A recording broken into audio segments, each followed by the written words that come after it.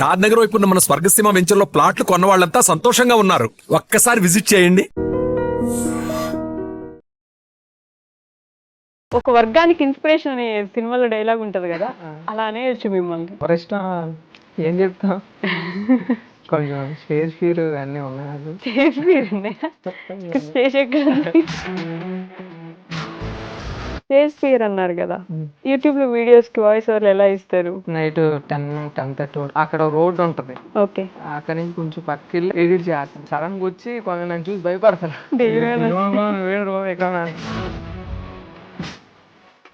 మీరు బాగా చేసిన చిలిపి పని ఏంటి కాలేజ్ లో? బాగా చేసిన తిరిగి పని అంటే చాలా మాకు చెప్తే నేను కూడా నవ్వుకుంటాను కదా.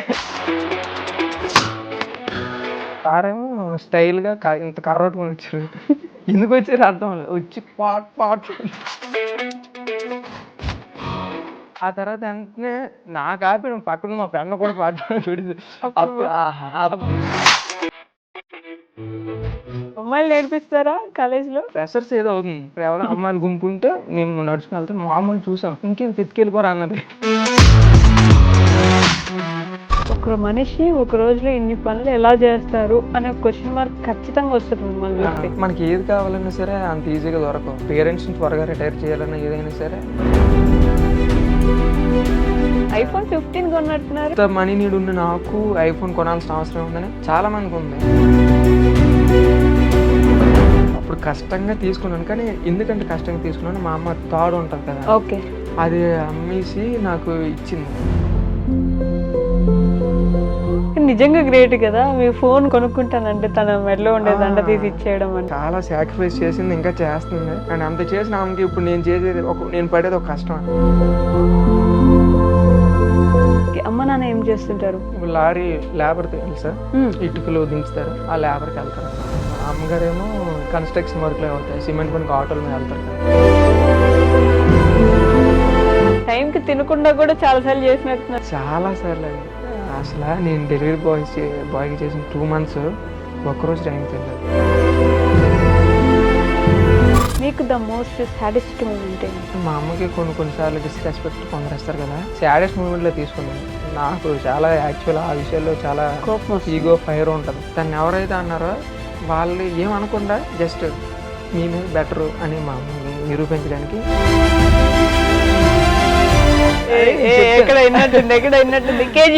నీకు ప్రపంచంలో ఉన్న బంగారం అంతా తెచ్చిస్తానమ్మా. ఏంటి మీ గోల్ ఫైనల్ గా? నా మీద కొన్ని రెస్పాన్సిబిలిటీస్ ఉన్నాయి, వాళ్ళకి బెస్ట్ ఇచ్చేసి అండ్ వీళ్ళకి ఇంకా ఏం లోటు ఉండదని అనిపించిన మరుక్షణం, అండ్ అప్పుడు నాలో ఉన్న ఒరిజినాలిటీ బయట తెస్తాను.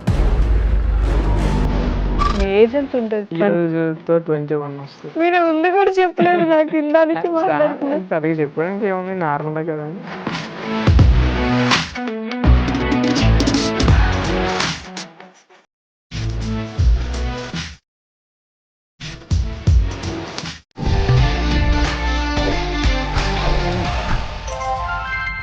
హాయ్, హలో, నమస్తే, welcome back to our channel. నేను మీ వైషు. యూత్ అంటే కుదిరితే కాలేజ్ బంక్ కొట్టాలి, కావాలంటే పార్టీకి వెళ్ళాలి, లేదంటే ఏదో ఒకటి చేసి రోడ్ల మీద తిరగాలి, ఇంకా కావాలంటే గర్ల్ ఫ్రెండ్ మెయింటైన్ చేసి ఎంజాయ్ చేయాలి. అంతే తప్ప ఈ మధ్య కాలంలో ఎవరండి బాగా కష్టపడి లేదు నేను మంచి పొజిషన్లో ఉండాలి, ఇప్పుడు చదువుకోవాలి, ఇంకా సంపాదించాలి, ముందుకు వెళ్ళాలి అనే ఆలోచనతో ఉన్నది. నేను ఒక వ్యక్తిని చూశాను, లిటరల్లీ నాతో సహా చాలా మందికి ఇన్స్పిరేషన్ అవ్వగలిగిన వ్యక్తి అనమాట. ఇప్పుడు ఇలా ఉన్నారు, ఇంకా మ్యాక్సిమం 5 yearsలో మీరు ఎవ్వరు చూడలేని పొజిషన్కి అందనంత ఎత్తుకి ఎదిగిపోతారనమాట. He is none other than Sai గారు. సాయి స్పార్క్ యూట్యూబ్ ఛానల్ నుంచి సాయి గారు నాతో పాటున్నారు. చాలా విషయాలు మాట్లాడేద్దాం. హాయ్ అండి. హాయ్ అండి. బాగున్నారా? బాగున్నాను, మీరు బాగున్నారా? చాలా బాగున్నాను. లిటరల్లీ ఒక వర్గానికి ఇన్స్పిరేషన్ అనే సినిమాలో డైలాగ్ ఉంటుంది కదా, అలా అనేయచ్చు మిమ్మల్ని. అలా అని ఏం లేదండి, అంటే ఈరోజు ఎవరిష్టం ఏం చెప్తాం, కొంచెం స్టేజ్ ఫీర్ అన్నీ ఉన్నాయి నాకు. స్టేజ్ ఫీర్ ఉన్నాయా? ఇక్కడ స్టేజ్ ఎక్కడ ఉంది? అంటే కెమెరా ముందు మాట్లాడడం కొంచెం. ఆడియన్స్ కూడా లేరు కదండి, మన ఇద్దరమే ఉన్నాం ఇక్కడ. వీళ్ళని కూడా పంపించేయమంటారా? లేదు, అవసరం లేదా? ఉంచనా? ఉంచండి. పర్లేదా? పక్కన పక్కన. కాదు సాయి గారు, స్టేజ్ ఫియర్ అన్నారు కదా, యూట్యూబ్లో వీడియోస్కి వాయిస్ ఓవర్లు ఎలా ఇస్తారు? అంటే యూట్యూబ్లో వీడియోస్ వాయిస్ ఓవర్ అంటే నా చుట్టుపక్కల ఎవరు ఉండరు. ఓకే, రికార్డింగ్ అప్పుడు రికార్డింగ్ అప్పుడు కూడా నా చుట్టుపక్కల ఎవరు ఉండరు. అంటే ఉన్నా సరే ఏంటి రేర్గా కదా, ఒక 2 seconds 5 seconds అలా వీడియో క్లిప్ తీసుకొని నా వర్క్ నేను చేసుకొని అది ఆపేసి తర్వాత నైట్ అప్పుడు వీడియో ఎడిట్ చేస్తే అప్పుడు వాయిస్ ఓవర్ ఇస్తాను. అప్పుడు వాయిస్ ఓవర్ ఇస్తారు అందరు నిద్రపోయాక. అసలు ఎవరు లేని దగ్గర ఎవరు చూడొద్దు నన్ను, ఏదో మీరు అసలు ఎవరికి తెలియకుండా చేతపడి చేస్తున్నట్టు ఎవరు చూడకుండా. అంటే కొంచెం పల్లెటూరు కదా, కొంచెం సిగ్గు ఇవన్నీ దాటి రావాలంటే కొంచెం ఇవన్నీ దాటాలంటే మరి కొంచెం కష్టం. ఎన్నిసార్లు కొంచెం అన్నారు ఒకసారి నాకు లెక్కేసి చెప్పరా ఈ గ్యాప్? కొంచెం సిగ్గు ఎక్కువ. ఇంట్రోవర్ట్ మీరు? ఇంట్రోవర్ట్ అంటే ఇంట్రోవర్ట్ అంటే ఫ్రెండ్స్ దగ్గర బాగా క్లోజ్ ఉన్న వాళ్ళ దగ్గర నా అంత ఎక్స్ట్రోవర్ట్ ఎవరు ఉండరు. అండ్ నార్మల్గా ఇంకా అమ్మాయిల దగ్గర కానీ లేకపోతే తెలియని వాళ్ళ దగ్గర మాత్రం నా అంత ఇంట్రోవర్ట్ ఎవరు ఉండరు. యాంబివర్ట్ అంటారు కదా, అంబివర్ట్ ఆ టైప్ అనుకోండి. కానీ ఫ్రెండ్స్తో ఉంటే మాత్రం నాలో ఇంకో యాంగిల్ ఉంటుంది అనమాట. ఇంకో యాంగిల్ ఉంటుందా? చాలా వరస్ట్ అండి, మామూలుగా ఉంటుంది. చాలా వరస్ట్.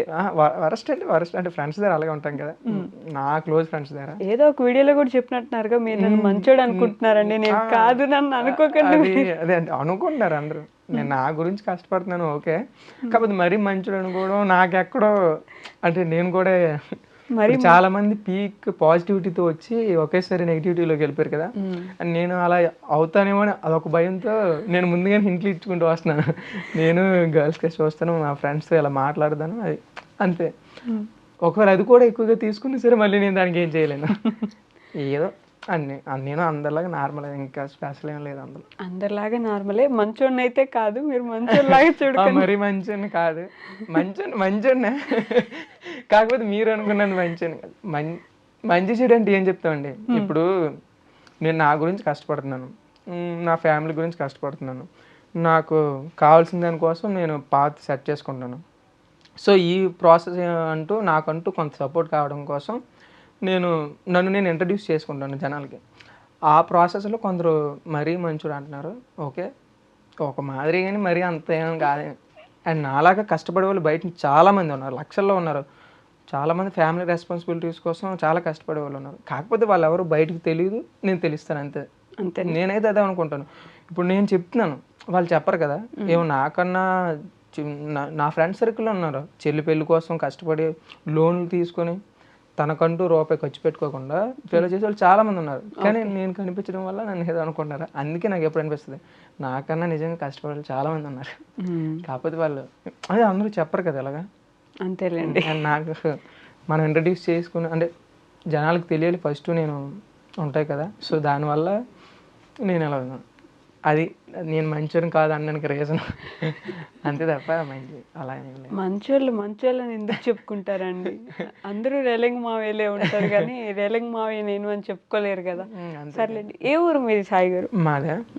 మాది యాక్చువల్లీ వైజాగ్ డిస్ట్రిక్ట్, పద్మనాభం మండలం, రేవిడి వెంకటాపురం కల్లాలు. మావి బాగా పల్లెటూరు, వెంకటాపురం కల్లాలు. వెంకటాపురం కల్లాలు అని ఒక విలేజ్. ఓకే. అమ్మ నాన్న ఏం చేస్తుంటారు? అమ్మ నాన్న ఏం చేస్తారంటే, మా నాన్నగారు ఇప్పుడు లారీ లేబర్ తెలుసా, ఇటుకలు దించుతారు. ఓకే. పైనుంచి ఇక్కడ షిఫ్టింగ్ కన్స్ట్రక్షన్ కి ఆ లేబర్కి వెళ్తారు అనమాట. ఓకే. అమ్మగారేమో ఇక్కడ ఇప్పుడు కన్స్ట్రక్షన్ వర్క్ లో అవుతాయి, సిమెంట్ పనికి ఆటోల మీద వెళ్తారు కదా, మార్నింగ్ వెళ్ళిపోయి మేస్త్రి పని చేయడానికి.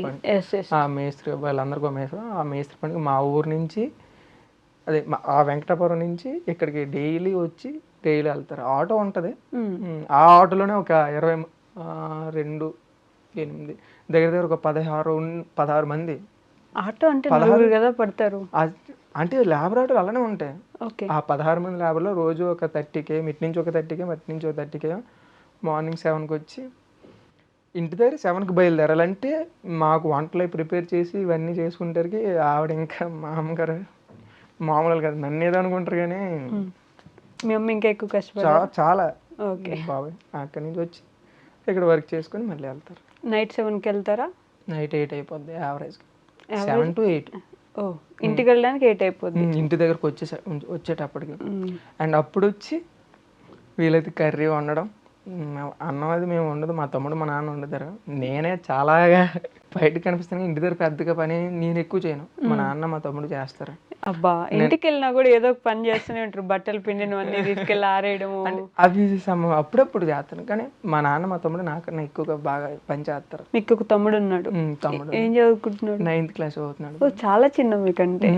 మధ్యలో ఒక తమ్ముడు పుట్టి చనిపోయాడంట, ఓకే. అందువల్ల విన్ని మీకు ఆల్మోస్ట్ చాలా పెద్ద కాబట్టి మీరే అన్ని చూసుకోవాలి. నేనే చూసుకోవాలని, వాడిని చూసుకోవాలన్నా నేను ఫస్ట్ కొంత నాకంటూ కొంత చూసుకోవాలి, అందుకే ఇంకా చాలా చేయాల్సింది ఉందని ట్రై చేస్తాను. మీ చైల్డ్హుడ్ ఎలా ఉండేది? చదువు అంటే చైల్డ్హుడ్ అన్ని గవర్నమెంట్ స్కూల్లే, అన్ని గవర్నమెంట్ అన్ని గవర్నమెంట్ స్కూల్లే. ఇంటర్కి అప్పుడు వచ్చిన తర్వాత మామూలు ఒక చిన్న ప్రైవేట్ కాలేజ్, ఆ తర్వాత డిగ్రీ ఆ 2 ప్రైవేటే.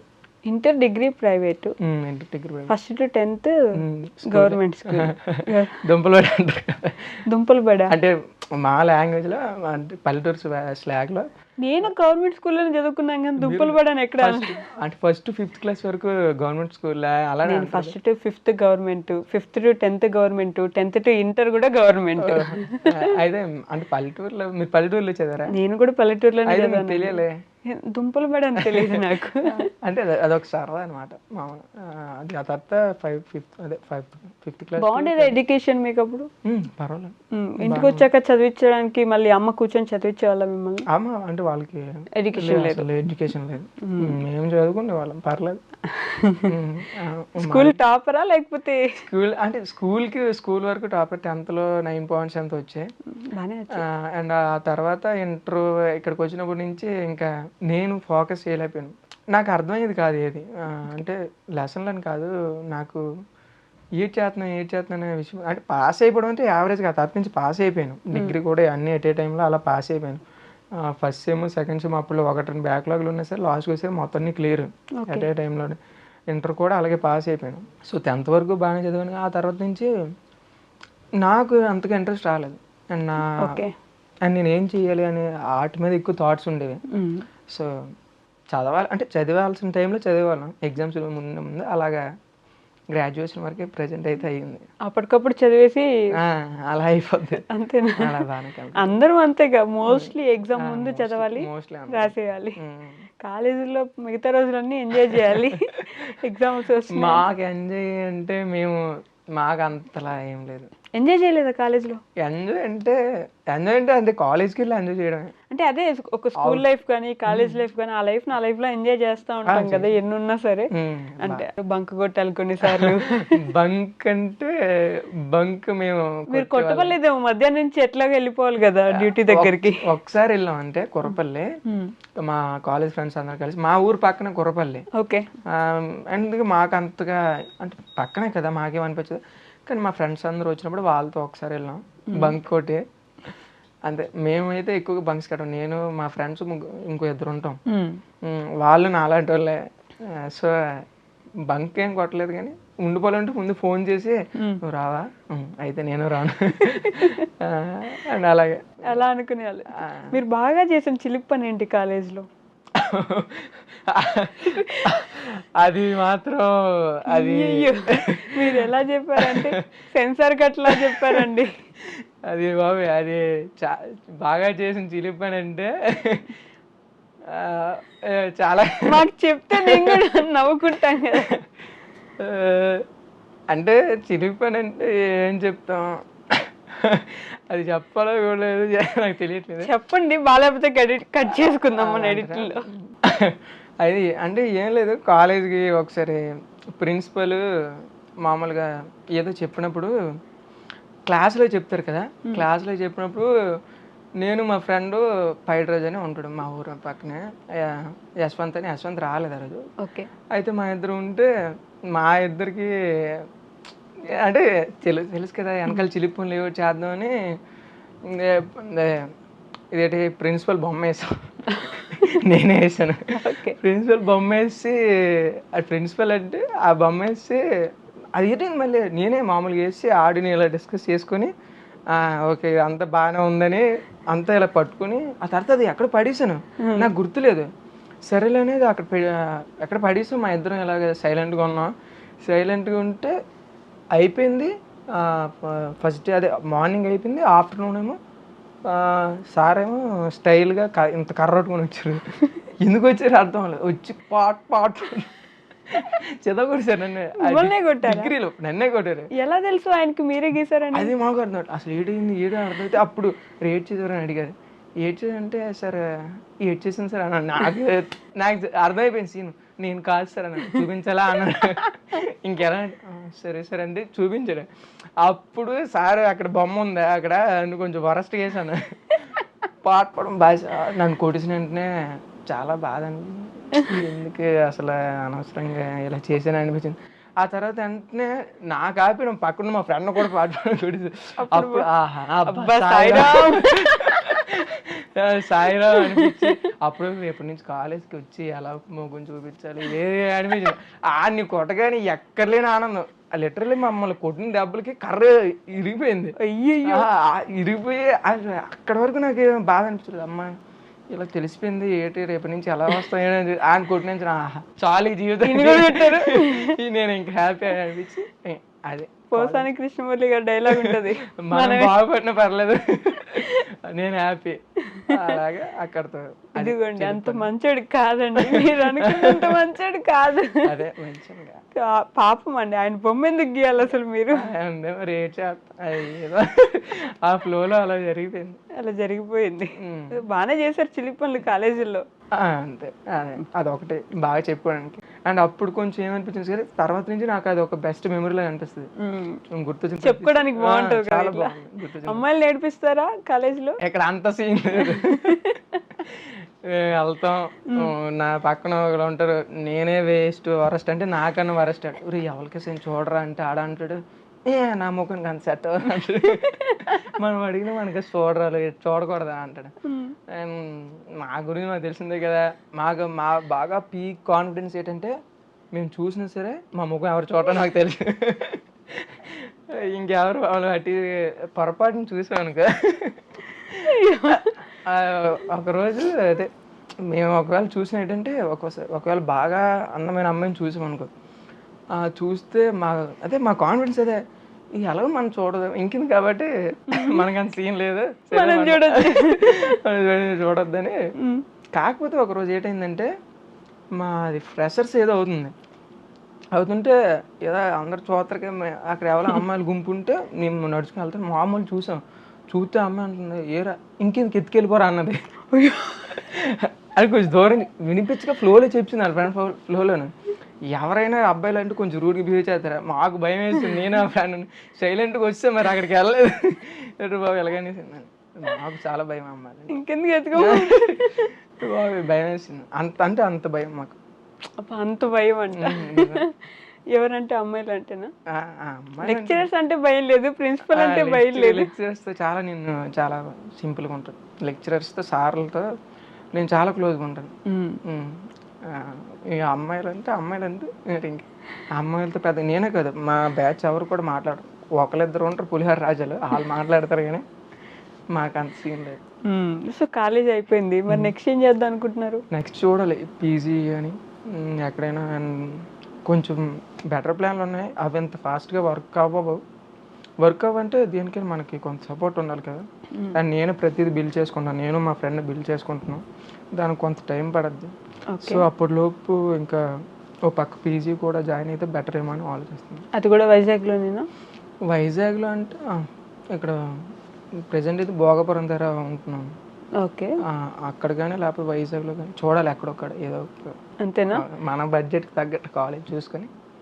బడ్జెట్ అంటే గుర్తొచ్చిందండి, అసలు మీ అంత బడ్జెట్ ఫ్రెండ్లీ ఎవరు ఉండరేమో. ఎన్ని అంటే ఒక మనిషి ఒక రోజులో ఇన్ని పనులు ఎలా చేస్తారు అనే క్వశ్చన్ మార్క్ ఖచ్చితంగా వస్తుంది మిమ్మల్ని చూస్తే. పొద్దున్న 4కి లేస్తే మళ్ళీ మీరు పడుకునేసరికి 1 అయితే మళ్ళీ 4కి లేచి అంత అంటే 1 ప్రతిరోజు అవ్వదు, 12 ఒకరోజు 1 అవుద్దులేండి. అంటే ఏమైనా ఎక్స్ట్రా ఎడిటింగ్ వర్క్స్ ఉంటే తప్ప కానీ లేకపోతే నార్మల్ 12 అవుద్ది. 12 నుంచి 4 అంటే ఒక్కోసారి 5 కూడా లేస్తాను. మరి కొంచెం వెళ్ళదంటే ఓ 4 hours స్లీప్ ఉంటుంది కదా. ఏమేమి వర్క్ చేస్తారు మీరు ఒక రోజులో? ఫస్ట్ మార్నింగ్ అయితే టిఫిన్ షాప్ చేస్తాను. అది ఒక 5 కానీ 4 కానీ అంటే వర్క్ బట్టి. అండ్ మాది విలేజ్లో కాబట్టి మరి అంత ఫాస్ట్గా లేగాల్సిన అవసరం లేదు. ఓకే, కానీ లేగడం మాత్రం ఒకవేళ ఎక్కడ డ్యూటీ ప్లేస్ అంటానా అక్కడ పడుకుంటే మాత్రం 4కి లేగాలి, ఎందుకంటే రావాలి కదా అక్కడ నుంచి. అదే ఒకవేళ టిఫిన్ షాప్ దగ్గర నైట్ వచ్చాను అనుకోండి, ఒక 5 to 6 ఇలా అయితే పర్లేదు. ముందు ఆ పిండి అవన్నీ కూడా ప్రిపేర్ చేసుకోవాలి కదా మీరు. అవన్నీ ఆల్రెడీ సాయంత్రం రుబ్బేస్తారు, మా ఫ్రెండ్ వాళ్ళు చెల్లి ఉన్నారు ఆల్రెడీ రుబ్బేస్తారు, లేకపోతే అక్కడేం రుబ్బడం ఏదో జరుగుతుంది. ఓకే, పొద్దున్న 4 గంటలకు లేస్తే ఈ టిఫిన్ షాప్ దగ్గర మొదలు వరకు నేను చేస్తాను. అండ్ ఆ తర్వాత డెలివరీ వర్క్కి రీసెంట్గా ఒక 2 days ఇంతకు ముందు కాలేజ్కి వెళ్ళే వాళ్ళు, ఇప్పుడు డెలివరీ వర్క్. ఇప్పుడు డెలివరీ వర్క్ కూడా అంటే బాగా మనీ నీడ్ వచ్చింది. మేమంటే తెలుసు కదా, కొందరు ఎవరెవరిని అడగలేరు, మేము ఎవరిని అడగలేము, ఎవరిని ఇబ్బంది పెట్టలేదు. సో నాకు మా ఫ్రెండ్కి కొంత ఫైనాన్షియల్గా కొంచెం నీడ్ ఉంది. ఓకే, సో దానివల్ల ఈ 2 months వెళ్ళాను. అండ్ వెళ్ళి కాంటెంట్ కూడా ఎలా పడితే చెప్పకూడదు కదా, కొంచెం అట్రాక్టివ్గా చెప్పడానికి. అండ్ దానికి తోడు నాకు మనీ నీడ్ కూడా ఉంది. సో అప్పుడు 6 to 1 or 2 వరకు ఇలా డెలివరీ వర్క్ చేసి పొద్దున్న 6 నుంచి ఆఫ్టర్నూన్ 1 or 2 వరకు. పొద్దున్న 6కి ఇక్కడ నుంచి వెళ్తే 7:30కి అక్కడికి వెళ్తాం. ఇక్కడ మనం వైజాగ్ వస్తాం, అక్కడి నుంచి భోగాపురం నుంచి. ఓకే, అది అరౌండ్ ఒక 40 kilometers 50 kilometers పడవచ్చు, 40 ఉంటుంది అనుకుంటున్నాను. అక్కడి నుంచి వచ్చి అక్కడ డెలివరీ వర్క్ చేసుకొని ఆ తర్వాత అక్కడి నుంచి మళ్ళీ ఇక్కడికి డ్యూటీ ప్లేస్కి వెళ్ళడం. డెలివరీ అంటే ఫుడ్ డెలివరీనా, స్విగ్గీ డెలివరీ, అమెజాన్ ఇవి చేస్తారు? నేను బేసిక్గా అవి చెప్పాలనుకోను, ఎందుకంటే ఒక కంపెనీ డిస్క్లోజ్ చేయకూడదు అలా ఉంటాయి కదా. అండ్ నేను కూడా అనవసరంగా ఏది చెప్పి వేరే వాళ్ళతో చెప్పించాలనుకోను, అందుకే నేను ఇప్పుడు బయటికి చెప్పను ఇలా చేస్తాను. నేను చెప్పే విధానం అంటే అర్థమయ్యేలా చెప్తాను, కానీ అది ఏంటి వాళ్ళ సీక్రెట్లు బయట తీయడం కానీ అలాంటివి నా నచ్చు, నా లిమిట్లో నేను ఉంటాను. ఓకే, సో డెలివరీ చేసేసి 1:32 వరకు డ్యూటీ ప్లేస్కి వస్తాను.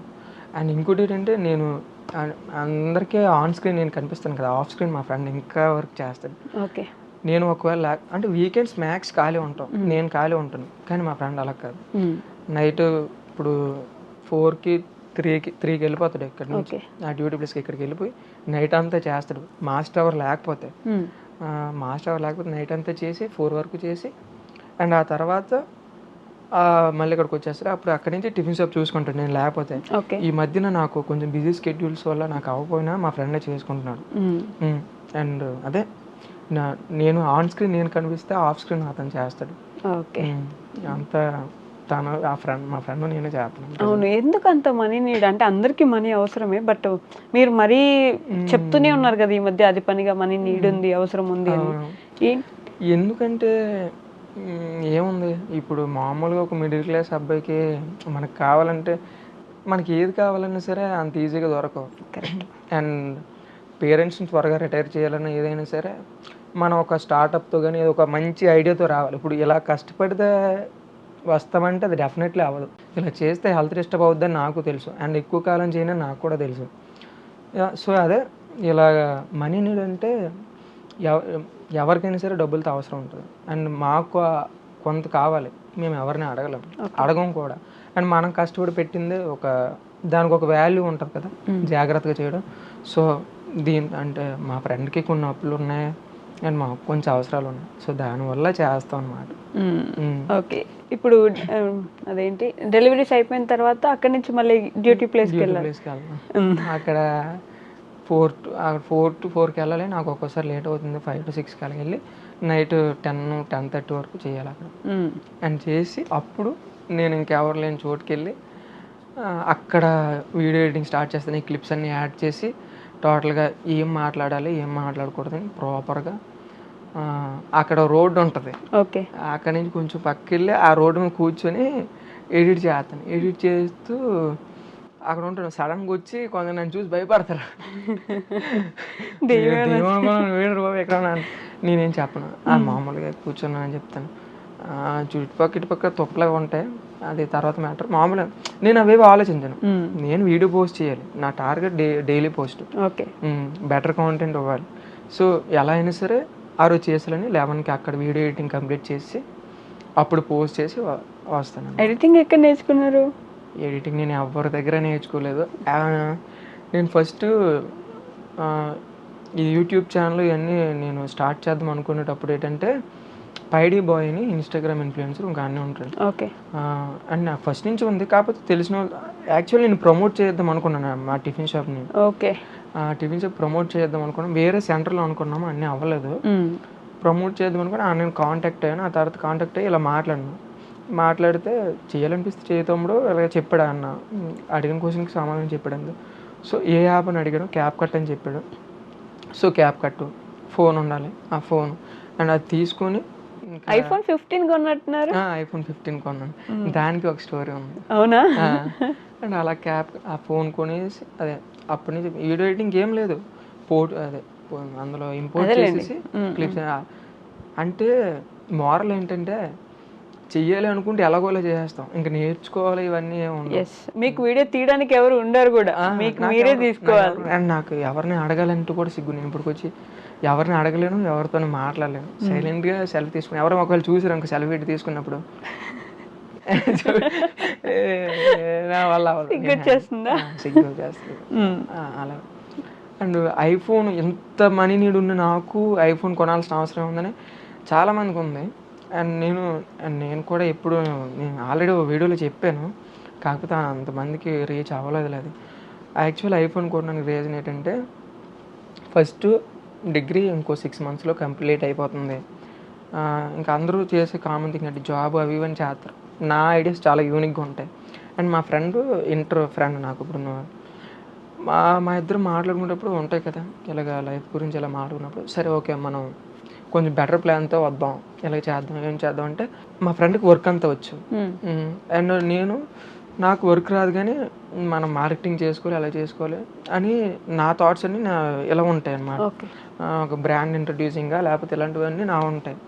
కాకపోతే అవేవి ఇంప్లిమెంట్ అవ్వలేదు, ఇంకా చేయలేదు, దానికి టైం పడుతుంది. కానీ సో ఇలాగ ఇప్పుడు ఏడ్ చేద్దామని ఆలోచిస్తే అప్పుడు మా ఫ్రెండ్ నేను ఇంకా ఓకే నా ఎగ్జామ్స్ అయిపోయినాయంటే నేను వచ్చేస్తాను, మనం ఇంక ఇలా స్టార్ట్ చేద్దాం అన్నప్పుడు అప్పుడు టిఫిన్ షాప్ ఇలా స్టార్ట్ అయింది కదా. అప్పుడు ఇంకా దీని నుంచి మనం బయటికి తెలియాలి అన్నప్పుడు ఏడ్ చేయాలంటే మనకున్న మిడిల్ క్లాస్ కూడా ఆడ అడ్వర్టైజ్ చేసుకోవాలంటే ఆడికి ఏముంది, రిసోర్సెస్ ఏమున్నాయి, సోషల్ మీడియా ప్లాట్ఫామ్స్ ఇవి ఫ్రీయే కదా. సిగ్గు అసలు సిగ్గు దేనికి పడాలి, జీవితంలో గట్టిగా కొట్టాలంటే, జీవితంలో బాగుపడాలంటే మనలాంటి వాళ్ళకి ఇంకెవడు సపోర్ట్ ఉండడు, మనమే వెళ్ళాలి. ఇప్పుడు మన సిగ్గు పడుకొని ఆగిపోతే ఇంకా ఏం సాధించలేము. సో అందుకే అప్పుడు దీన్ని నేను నలుగురిలోకి తీసుకెళ్ళాను, నా షాప్ గురించి నలుగురికి తెలియాలని అప్పుడు స్టార్ట్ చేశాను. దానికి స్టార్ట్ చేయడానికి ఓకే యూట్యూబ్ ఛానల్లో ఇవన్నీ నీడ్స్ ఉన్నాయి, ఎలాగో స్టార్ట్ చేస్తున్నాం కాబట్టి బెస్ట్ అవ్వడానికి ట్రై చేయాలి. సో అప్పుడు అది కాక నా ఫోన్ కొని 5 years అయిపోతుంది. Oppo A31 6GB RAM 128 పాత ఫోను. సో ఇప్పుడు నాకు ఫోన్ కూడా అవసరం ఉంది.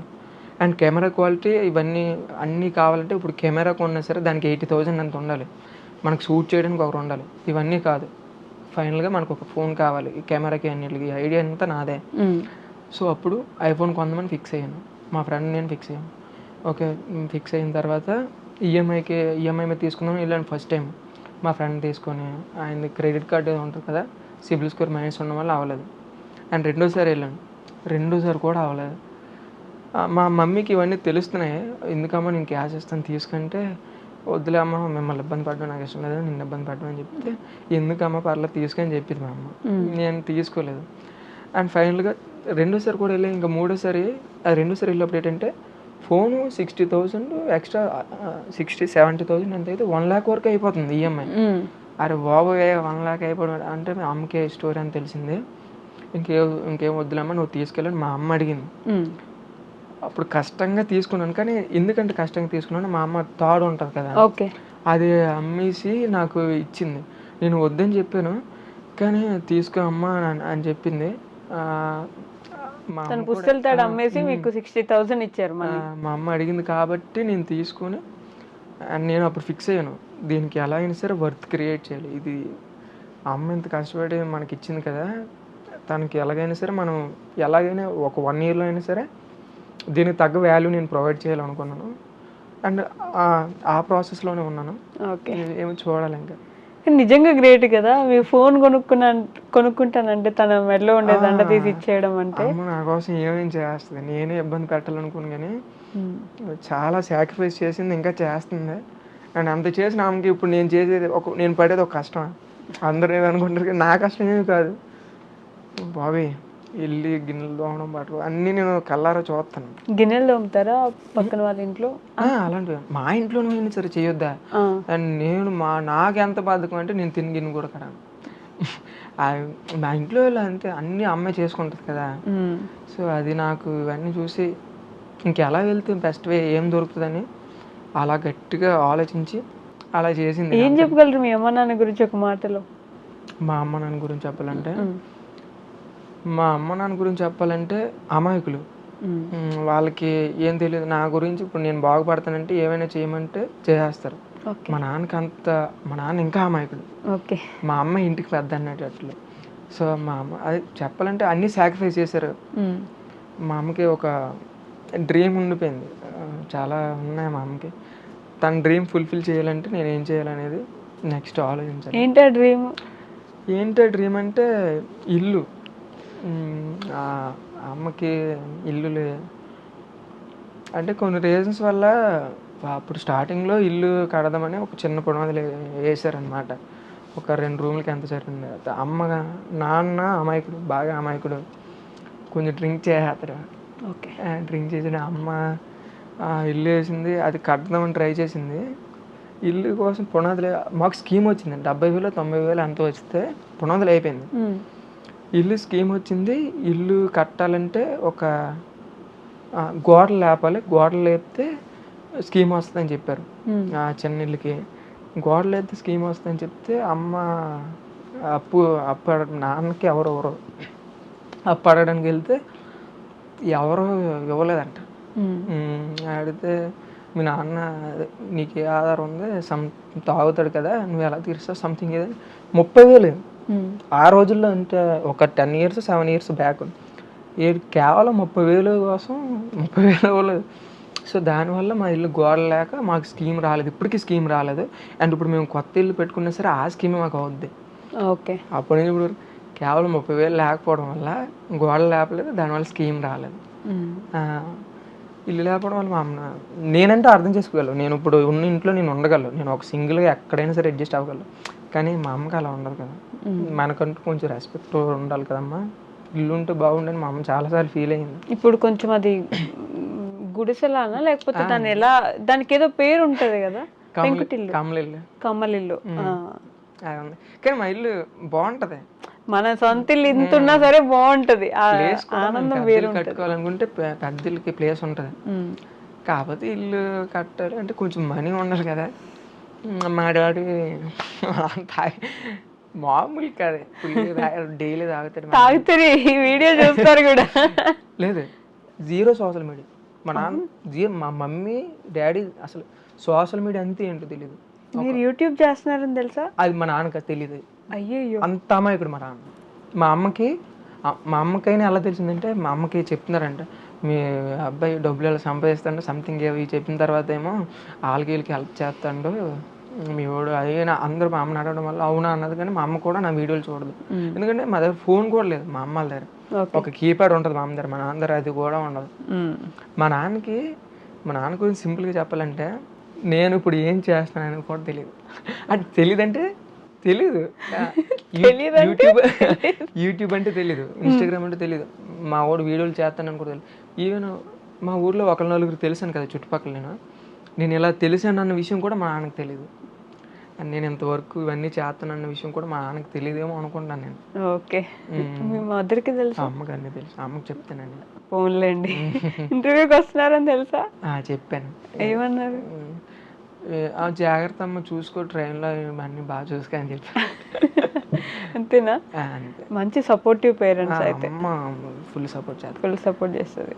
నాన్న అంటూ కూడా నాకు ఇష్టమే, కాకపోతే ఏం తెలియదు. కాకపోతే నాకు మా నాన్న విషయాన్ని ఒకటే బాగా నచ్చుతుంది, ఏంటంటే 500 వచ్చాయి అనుకోండి, అందులో ఒక 200 తాగేసి